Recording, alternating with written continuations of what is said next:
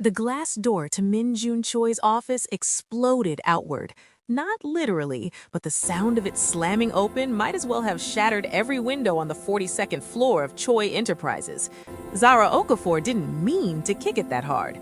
Her hands were full, laptop bag on one shoulder, presentation folder clutched against her chest, and her 18-month-old son Kofi squirming on her hip like he was trying to escape a sinking ship. "Mama, down, down!" Kofi's chubby fingers pulled at her braids. "Baby, please, just 5 more minutes," Zara whispered, her voice cracking. She could feel every pair of eyes in the executive suite burning into her back. This wasn't supposed to happen. Not today. Not during the biggest presentation of her career. Her phone buzzed for the 10th time. Another text from the daycare. "We're evacuated. Gas leak. Can't take him back today. Sorry." Sorry. As if sorry paid her rent, as if sorry kept her job at Korea's most ruthless tech conglomerate. "Miss Okafor?" The voice came from behind her, low, sharp, cold enough to frost the air between them. Zara's stomach dropped. She turned slowly, and there he was. Min-Jun Choi, CEO, billionaire, the man they called Bingsan, the Ice Mountain. 34 years old and already a legend in Seoul's cutthroat business world. He stood in the doorway of the executive conference room, hands in the pockets of a charcoal suit that probably cost more than Zara's entire year's salary. His expression was unreadable. No, not unreadable. It was worse than that. It was empty. But before we dive deeper into this story, hit that subscribe button and drop a comment telling me where you're watching from. Are you Team Korea? Team Africa? Let me know right now, and let's get into this drama. "Mr. Choi, Zara started. "You're late." His eyes flicked to Kofi, then back to her face. "And you brought a child." "The daycare had an emergency. I couldn't." "Company policy is clear. No personal disruptions during board presentations." He spoke like he was reading from a manual. "Especially not today." Kofi chose that exact moment to start crying, not the soft, sniffly kind of crying, the full-lunged, red-faced, I'm about to lose it wail that only toddlers can produce. Zara's heart hammered. "Sir, please, I just need—" "Remove him from the building." The words hit her like a slap. What?" "You heard me." Min-Jun's jaw tightened. "Receiving will escort you both out. We'll reschedule your presentation." Reschedule. Zara knew what that meant. It meant someone else would take her spot. It meant 6 months of late nights and research down the drain. It meant her promotion gone. "Mr. Choi, I have everything ready." Her voice shook, but she forced herself to keep talking. "I can do this. Just give me 10 minutes, please." For a second, just a fraction of a second, something flickered in his eyes. But then it was gone, replaced by that same frozen wall. "This isn't negotiable." Kofi screamed louder. His little hands reached out, not toward Zara, toward Min-Jun Choi. "Appa! Appa!" The entire executive floor went silent. Zara froze. Her mouth opened, but no sound came out. Kofi never called anyone Appa. He didn't even know the word. She'd been teaching him English and Igbo, not Korean, and he definitely didn't have a father in the picture. Hadn't since the day she found out she was pregnant. Min-Jun stared at the child. His face was still blank, but Zara saw it, the way his throat moved when he swallowed, the way his hands came out of his pockets, slow and uncertain. "What did he just say?" Min-Jun's voice was quieter now. Dangerous. He doesn't." Zara pulled Kofi closer, but the boy kept reaching, kept crying for this stranger in a suit. "Appa! Appa! Up!" And then Min-Jun Choi did something Zara had never seen him do in the 2 years she'd worked at Choi Enterprises. He stepped forward. He reached out, and he took Kofi from her arms. The crying stopped, just like that. Kofi laid his head on Min-Jun's shoulder, his tiny hand gripping the collar of that expensive suit, and he let out a shaky little sigh, like he'd finally found what he was looking for. Zara couldn't breathe. Min-Jun couldn't move. The two of them stood there in the middle of the hallway, staring at each other over the head of a child who shouldn't have known this man, who shouldn't have recognized him, who shouldn't have called him father. "Miss Ofaka." Min-Jun's voice was barely a whisper now. Who is this child's father? Zara's mouth went dry. I don't lie to me. I'm not lying. Her hands were shaking. I don't know. I used a sperm donor, anonymous. I don't know anything about him. Min-Jun's eyes narrowed. When? What? When did you use the donor? 2 years ago. March. Why does it... He turned on his heel, still holding Kofi, and walked straight into his office. Mr. Choi, wait! But he was already gone. Zara stood there for 3 full seconds before her brain caught up with her body. Then she was moving, half running after him, her heels clicking against the marble floor. Min-Jun's office was massive, floor-to-ceiling windows overlooking the Han River, minimalist furniture that screamed power and control. He set Kofi down on the leather couch, and the toddler immediately started playing with the buttons on the armrest like he owned the place. Min-Jun pulled out his phone. "What are you doing?" Zara demanded. "Calling my lawyer." "Your lawyer? Why?" March 2023. He wasn't looking at her. He was scrolling through his phone, his jaw clenched so tight she thought it might crack. Seoul National Fertility Clinic. I donated sperm before my cancer treatment. The room tilted. "You what?" Stage 3 lymphoma. His voice was flat, clinical. I was 29. They said I might not survive. They said even if I did, the treatment would destroy my chances of having children, so I donated, anonymously, just in case. Zara's legs went weak. She grabbed the edge of his desk to steady herself. "You're saying..." "I'm saying that child..." Min-Jun finally looked at her, and for the first time since she'd met him, she saw something real in his eyes. Fear, anger, confusion. "Might be my son." "That's impossible." "Is it?" He took a step closer. "You used a Korean donor clinic, March 2023, same month I made my deposit, same city, same..." "Stop!" Zara's voice cracked. "Just stop! You don't know that. You can't just..." "DNA test." "What?" "We do a DNA test today, right now." Min-Jun pulled a business card from his desk drawer and held it out to her. "I know a lad. They can have results in 6 hours." Zara stared at the card like it was a live grenade. "And if you're wrong?" she whispered. Min-Jun looked at Kofi, still playing on the couch, completely oblivious to the bomb that had just gone off in both of their lives. "Then I apologize for the inconvenience. You give your presentation, and we never speak of this again." "And if you're right?" His jaw tightened. "Then everything changes." Drop a comment right now and tell me where you're watching from and whether you think Min-Jun is really Kofi's father. Hit that like button and subscribe because CEO's baby is about to get wild. Don't miss it. The lab smelled like disinfectant and fear.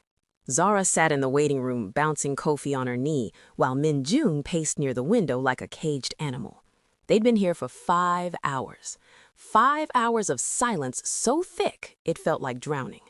5 hours of Zara's mind racing through every possible outcome and hating all of them. If the test came back negative, she dodged a bullet. She could go back to her life, struggling, exhausted, but hers. If it came back positive... She glanced at Min-Jun. He hadn't said a word since they left the office, hadn't looked at her, just stared out that window like he could will the results into existence. "Kofi hungry, Mama." Her son tugged at her sleeve. "I know, baby. Just a little longer." "Mr. Choi? Miss Okafor?" They both spun around. The lab technician stood in the doorway, clipboard in hand, face carefully neutral. Zara's heart stopped. "The results are ready." Min-Jun didn't move. For a man who built an empire on decisive action, he suddenly looked paralyzed. Zara stood first, shifting Kofi to her hip. "Just tell us." The technician glanced at Min-Jun, then back at her. "The probability of paternity is 99.97%. The room spun. Zara heard the words, but they didn't make sense. Couldn't make sense. That's not possible," she whispered. "The test is definitive, ma'am. This child is biologically Mr. Choi's son." Min-Jun finally moved. He walked over to the technician, took the paper from her hands, and stared at it like it was written in a foreign language. "You're sure?" "Yes, sir. We ran it twice to confirm." Kofi squirmed in Zara's arms. "Mama, down!" She set him on the floor automatically, her body moving while her brain short-circuited. Kofi toddled straight to Min-Jun and grabbed his leg. "Appa, up!" And just like that, everything Zara thought she knew about her life shattered into a million pieces. They didn't speak in the car. Min-Jun's driver navigated Seoul's evening traffic while Zara sat in the back seat, clutching Kofi like he might disappear. Min-Jun sat across from them, staring at his son, with an expression she couldn't read. Finally, he broke the silence. "We need to talk, privately." "About what?" Zara's voice came out sharper than she intended. "What's there to talk about? This doesn't change anything." His eyes snapped to hers. "It changes everything." "No, it doesn't." She pulled Kofi closer. "I've been raising him alone for 18 months. I don't need your money. I don't need your help. We're fine." "Fine?" Min-Jun leaned forward. "You almost lost your job today because you had no backup childcare. You're working 60-hour weeks while raising a child alone in a country where you have no family support. That's not fine, Miss Okafor. That's survival." The truth of it hit her like a punch to the gut. "What do you want from me?" she whispered. "I want—" He stopped, ran a hand through his hair. For the first time since she'd met him, the ice mountain looked lost. "I don't know. I need time to think." "You don't get to think about my son like he's a business problem." "Our son." The words hung in the air between them. Zara's throat tightened. Don't do that." "Do what?" "Act like you have a claim on him just because of some DNA test. You didn't carry him. You didn't stay up all night when he had colic. You didn't—" "You're right." That stopped her cold. Min-Jun's voice was quiet now, almost gentle. "You're absolutely right. I wasn't there. I didn't know he existed. But I know now, and I can't just walk away." Kofi yawned, his head drooping against Zara's shoulder, his little fingers tangled in her braids, and she felt tears prick her eyes. "What do you want?" she asked again. Min-Jun was quiet for a long moment. "Dinner. Tomorrow night. The three of us. We talk about what comes next." "And if I say no?" His jaw tightened. "Then I'll have my lawyers draft a custody agreement, and we'll do this the hard way. Your choice." Zara wanted to scream, wanted to tell him to go to hell, but she looked down at Kofi, already half asleep, and she knew she couldn't afford a legal battle with a billionaire. "Fine. Dinner. But after that, we set boundaries." "Agreed." The car pulled up outside her apartment building, a modest place in Itaewon, nothing like the penthouse Min-Jun probably lived in. He got out first, opening her door before she could reach for the handle. "Tomorrow, 7 p.m., I'll pick you up." Zara nodded, too exhausted to argue. She was halfway to her building when he called out, "Miss Okafor?" She turned. Min-Jun stood by the car, hands in his pockets, looking more human than she'd ever seen him. "Thank you for raising him, for everything." Before she could respond, he got back in the car and drove away. Zara didn't sleep that night. She lay in bed, staring at the ceiling while Kofi snored softly in his crib beside her. Her mind kept replaying the day, the DNA test, Min-Jun's face when he saw the results, the way Kofi had reached for him like he'd known him his whole life. Her phone buzzed. A text from an unknown number. "This is Min-Jun Choi. I had your presentation rescheduled for Monday, 10 a.m. Executive board will be there. Don't be late." She stared at the message. He didn't have to do that. He could have let her fail, taken Kofi and walked away clean. Another text. "Also, I'm promoting you. Senior Strategy Director. Triple your current salary. Childcare stipend included. Non-negotiable." Zara's hands shook. "Why?" The response came immediately. "Because you're brilliant, and because our son deserves a mother who doesn't have to choose between her career and his well-being." Our son. There it was again, that phrase that made her chest tight and her thoughts spiral. She typed back, "This doesn't change anything between us." 3 dots appeared, disappeared, appeared again. "I know. See you tomorrow, 7 p.m. The next evening, Min-Jun showed up exactly on time. He wasn't wearing a suit, just dark jeans and a simple black sweater that made him look younger, almost approachable. Kofi squealed when he saw him. "Appa! Appa!" Min-Jun's expression softened in a way Zara had never seen. He crouched down and Kofi ran straight into his arms. "Hey, little man." His voice was gentle, warm, nothing like the ice mountain who terrified his employees. Zara's heart did something complicated in her chest. "Ready?" Min-Jun asked, standing with Kofi in his arms. "Where are we going?" "Somewhere private. Trust me." She didn't trust him, not really, but she grabbed her coat and followed him anyway. The restaurant was small, traditional, tucked away in a quiet part of Bukchon, the kind of place that didn't advertise because it didn't need to. Min-Jun had reserved the entire second floor. They sat on cushions around a low table while Kofi played with wooden blocks Min-Jun had somehow acquired. The food came in waves: banchan, grilled fish, soft tofu stew, comfort food. "You didn't have to do all this," Zara said quietly. "I wanted to." Min-Jun poured her tea. "We need to talk without distractions, without pressure." "Okay, so talk." He set down the teapot. "I don't know how to be a father." The honesty of it stunned her. "I barely had one myself," he continued. "My father built Choi Enterprises, and I inherited it when I was 26. He died before I could ask him anything important. And my mother," he trailed off, "she's not exactly the nurturing type." Zara watched him carefully. "Why are you telling me this?" "Because I don't want you to think I have all the answers. I don't. But I want to try. For him." He glanced at Kofi. "I want to be in his life, really in it, not just financially. What does that look like to you?" Min-Jun hesitated. "I don't know yet, but I want to figure it out, together, if you'll let me." Zara's defenses cracked just a little. "He needs stability," she said softly, "not someone who shows up when it's convenient." "I know.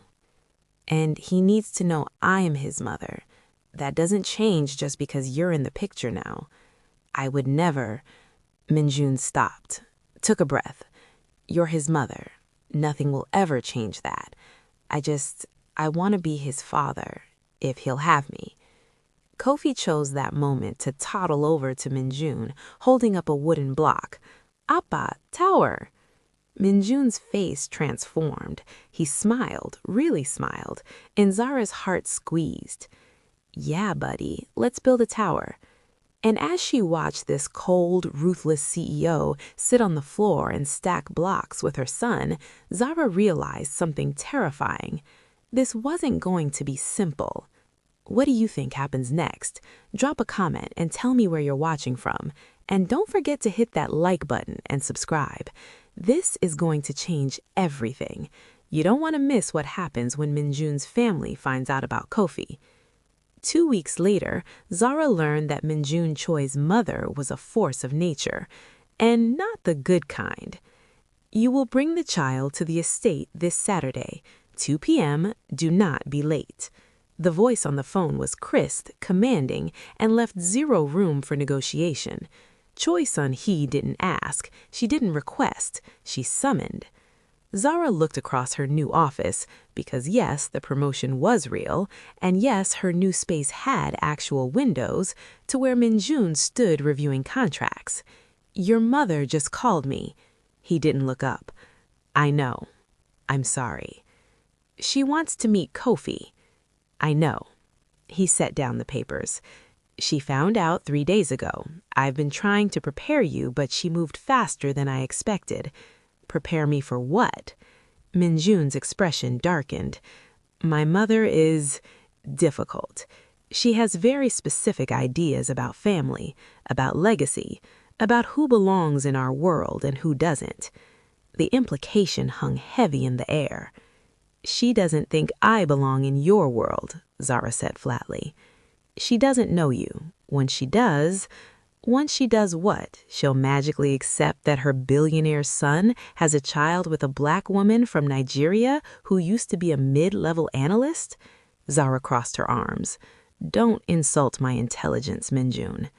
He flinched at the use of his first name. She'd been calling him that more often lately, in private, when Kofi was around.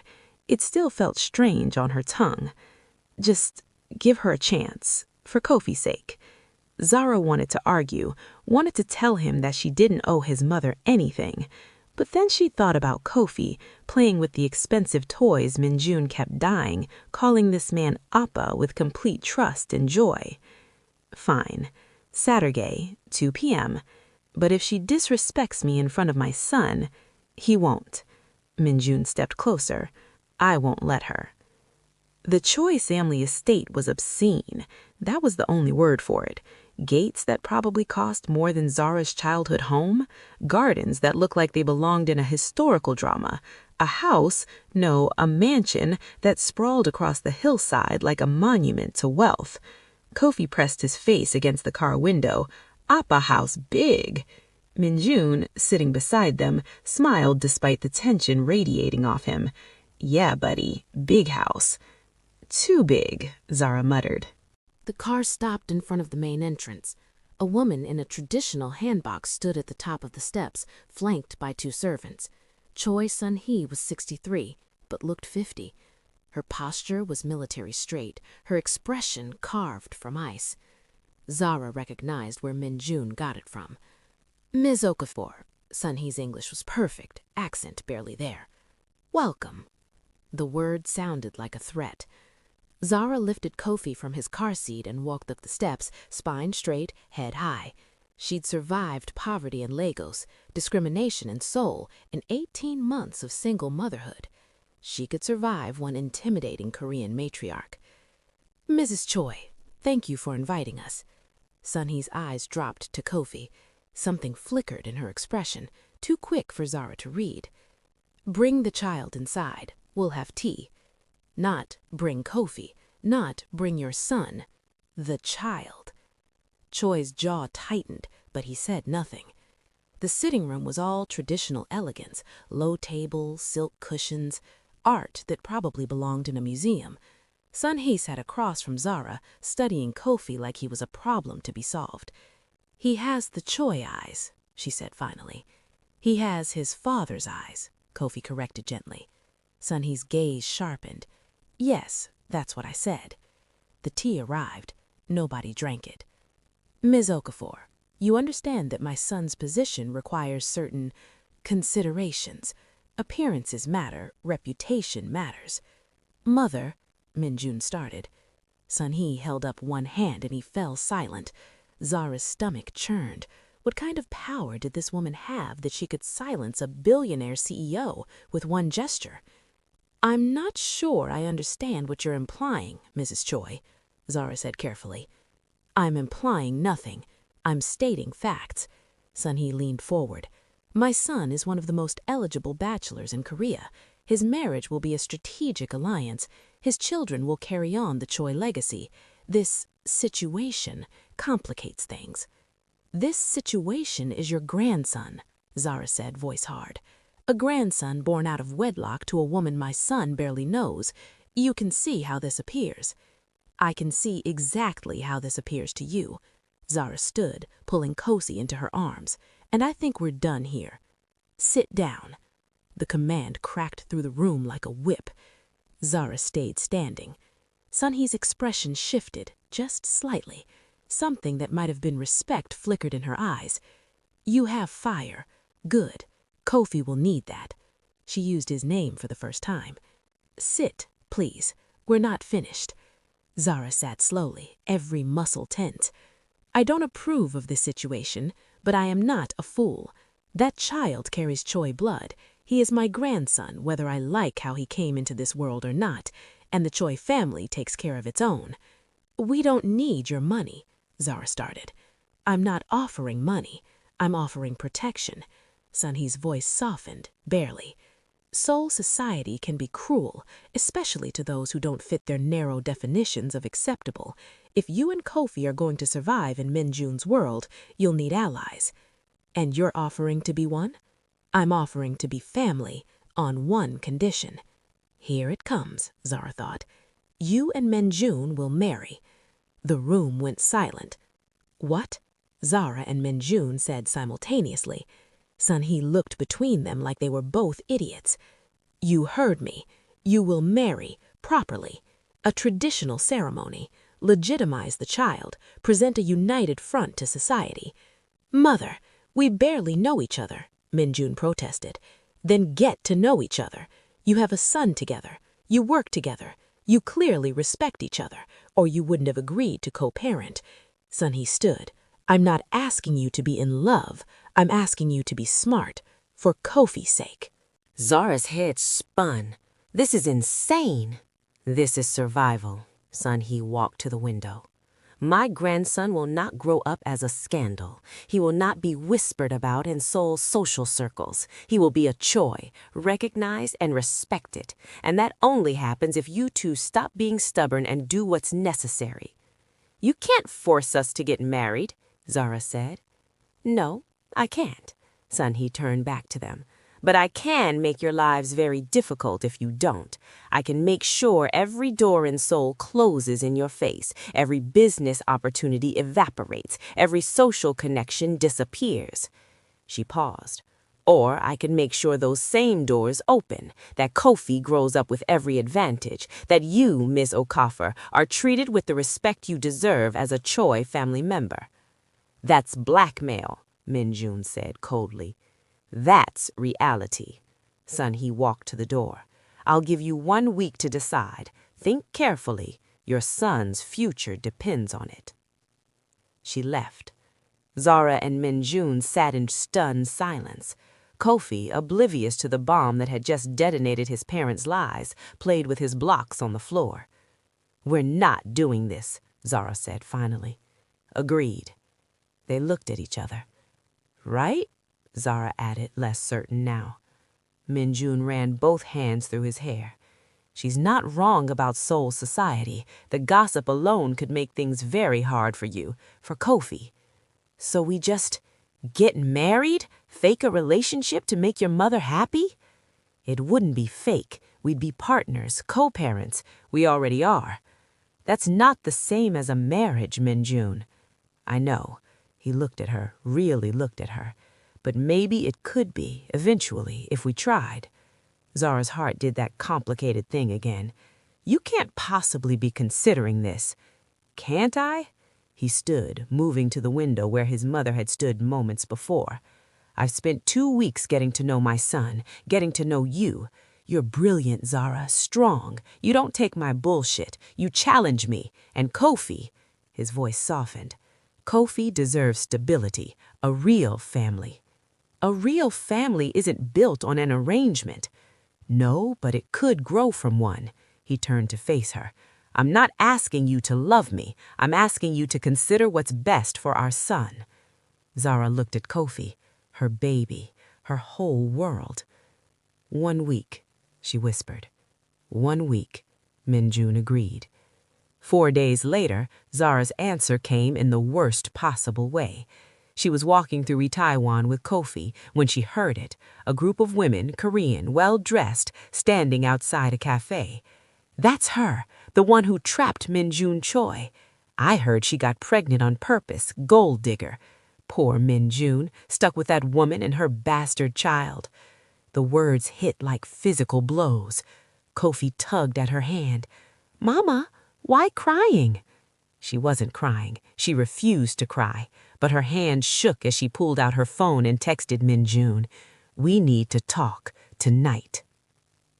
This is getting intense. Drop a comment right now and tell me where you're watching from and whether you think Zara should marry Min-Jun. Smash that like button and subscribe because this is the finale and you will not believe how this ends. Min-Jun arrived at her apartment within 30 minutes. He took one look at Zara's face and knew something had broken. What happened? She told him, Every word, every insult, the way those women had looked at Kofi like he was something shameful. Min-Jun's expression went from concerned to murderous in seconds. "Give me names." "What?"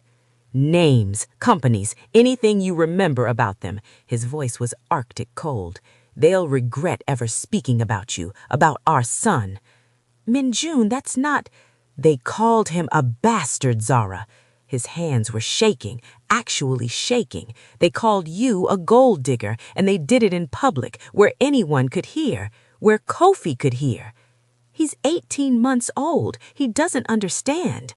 Not yet, but one day he will. Min-Jun crouched down so they were eye level.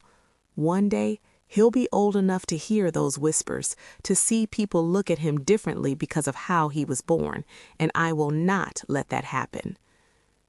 Zara's defenses, already cracked, finally crumbled. "I'm so tired," she whispered. "I'm tired of fighting, tired of proving I belong, tired of being strong all the time." Min-Jun pulled her into his arms. It should have felt awkward. They'd never been this close, never crossed that line. But instead, it felt safe, like coming home after a long, brutal war. "Then don't fight alone anymore," he murmured against her hair. "Let me help. Let me protect you both." "By marrying you?" "By building something real, together." He pulled back to look at her. "I know this isn't how either of us imagined our lives, but Zara, these past 2 weeks, they've been the best weeks I've had in years. Coming home to Kofi, working with you, feeling like maybe I could be more than just the ice mountain everyone fears." "You want to marry me to feel human?" "No." His thumb brushed away a tear she hadn't realized had fallen.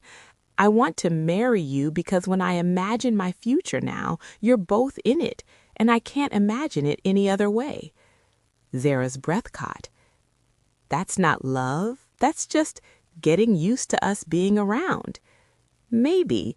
Min-Jun's smile was small, vulnerable. "Or maybe it's the beginning of love, if we let it be." Kofi wandered over, rubbing his sleepy eyes. "Appa, Mama, hug." They both laughed, wet, broken laughs, and pulled him into their embrace. "Okay," Zara whispered. Min-Jun went very still. "Okay?" "Okay, we'll try. But Min-Jun," she looked at him seriously, "if we do this, we do it right. No half measures, no fake smiles for the cameras while we live separate lives. If we're building a family, we build it for real." "For real," he agreed. "And if it doesn't work?" "It will work, because I won't let it fail. Neither will you. We're both too stubborn." Despite everything, Zara smiled. The wedding happened 6 weeks later. Sun-hee had orchestrated everything with military precision. Traditional ceremony at sunrise, reception at the Shilla Hotel, guest lists that read like Korea's Forbes 500. Zara wore a hanbok that cost more than her first car, custom made in deep burgundy and gold. She looked like a queen. Min-Jun couldn't take his eyes off her. "You're staring," she whispered as they stood before the officiant. "I know." He didn't look away. "You're beautiful." "Don't get sappy on me now. We have 300 people watching." "Let them watch." The ceremony was a blur, bows and ritual and words in Korean that Zara had practiced until her tongue hurt. But when Min-Jun slipped the ring on her finger, when he looked at her with something warm and real in his eyes, it didn't feel like an arrangement anymore. It felt like a promise. The reception was exactly what Zara expected, excessive, elegant, and full of people judging her every move. But Min-Jun stayed by her side the entire time, his hand on the small of her back, introducing her as "my wife" with unmistakable pride. Sun-hee approached during the dancing. "You look well, daughter-in-law." Zara nearly choked on her champagne. "Thank you, Mrs. Choi." "Sun-hee, we're family now." The older woman's expression softened, microscopically, but still. "I see now that you love my grandson, and perhaps Perhaps my son loves you more than he's willing to admit. Zara followed her gaze to where Min-Jun was standing with Kofi, the toddler giggling as his father spun him in circles. I don't know about love, Zara said quietly, but I know we're trying. That has to count for something. It counts for everything. Sun Yi placed a hand on Zara's shoulder. Love isn't always lightning and fireworks. Sometimes it's choosing the same person every day, building something together, brick by brick. She paused. You chose each other. For Kofi, yes, but also for yourselves. That's more than many marriages start with. Before Zara could respond, Sun Hee walked away, leaving her standing there with tears threatening to ruin her makeup. Late that night, after the last guest had left and Kofi was asleep in Min-Jun's penthouse, their penthouse now, Zara found her husband on the balcony. Hey, he turned, loosening his tie. Hey yourself, Mrs. Choi. That's going to take some getting used to. We have time. He held out his hand. Dance with me? There's no music. So we'll make our own. Zara took his hand and he pulled her close. They swayed in the silence, the city lights of Seoul spread out below them like scattered diamonds. I'm scared, Zara admitted quietly. Of what? That this won't work. That one day you'll wake up and realize you got stuck with me because of biology and your mother's manipulation. Min-Jun stopped moving. He tilted her chin up, so she had to look at him. Zara, I don't feel stuck. I feel lucky. He laughs at himself. I know how that sounds. The billionaire CEO saying he's lucky to marry the woman he got pregnant through a sperm bank mix-up. But it's true. You could have kept Kofi from me. You could have run when my mother threatened you. You could have said no to all of this.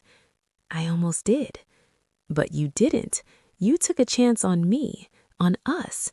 His thumb traced her cheekbone.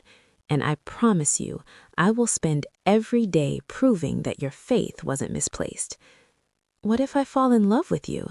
The words tumbled out before Zara could stop them. What if I fall and you don't catch me? Min-Jun's eyes darkened with something intense. What if I've already fallen and I'm just waiting for you to realize it?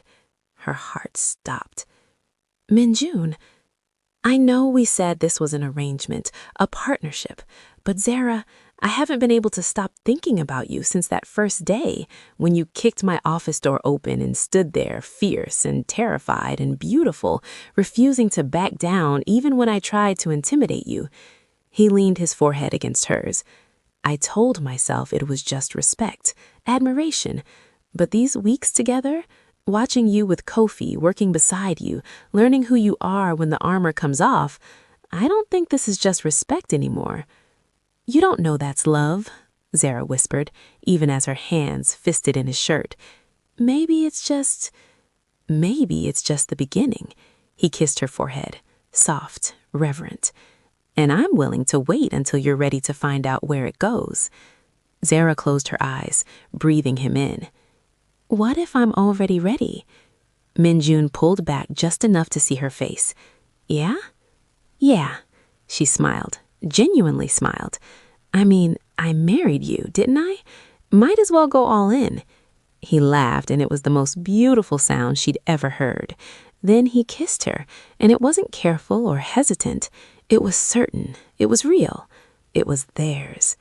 6 months later, Zara stood in their living room watching Min-Jun teach Kofi to build with blocks. No, buddy, this one goes here. Yeah, you got it. Kofi clapped his chubby hands together. Appa smart. Appa's learning, Min-Jun corrected with a grin. He looked up at Zara. How was work? Good. The Singapore deal went through. She sat beside them on the floor. Your mother called. She wants us to come to dinner on Sunday. Should I be worried? She wants to discuss kindergarten options for Kofi.